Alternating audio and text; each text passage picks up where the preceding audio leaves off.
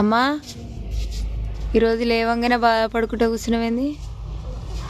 తమ్మునికి ఫుల్ జ్వరం వచ్చింది. ఆయన దాకా తీసుకుపోతే లేరు.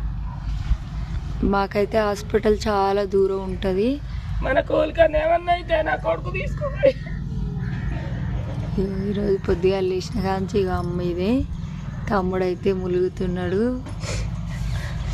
నైట్ లేపైతే టాబ్లెట్ వేసిన కానీ తగ్గలే. ఇంకా ఇంత పొద్దుగాలే కదా, హాస్పిటల్ కూడా ఇంకా ఓపెన్ చేయరు.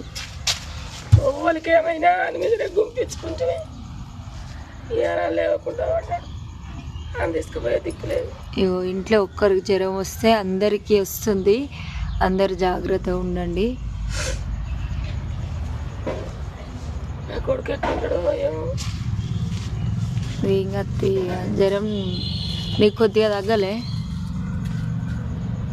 ఏం తగ్గలే, వేస్తానే ఉన్నా గోళీలు. కానీ నా కొడుకు జ్వరం వచ్చిందనగా నన్ను వచ్చేది వదిలేదు. వాడికి అసలు కొన్ని సంవత్సరాలైనా జ్వరం రాదనమాట. అట్లా ములుగుతుండు.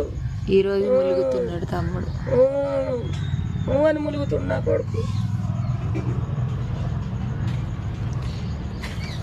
అమ్మ కూడా జ్వరం మీదనే ఉంది. ఎట్లా చేస్తుంది చూడండి. చాలా అంటే చాలా బాధ ఉంది. తమ్మునికి ఏమన్నా అయితే మేము తట్టుకోలేము. మాకేమన్నా అయితే వాడే చూస్తాడు. మాకు 10 మందికి ఏమైనా ఆడొక్కడే చూస్తాడు. కానీ వాడికి ఒక్కడికి ఏమన్నా అయితే మేము 10 మంది ఏం చేయలేకపోతున్నాం. మా పరిస్థితి అయితే ఇట్లుంది.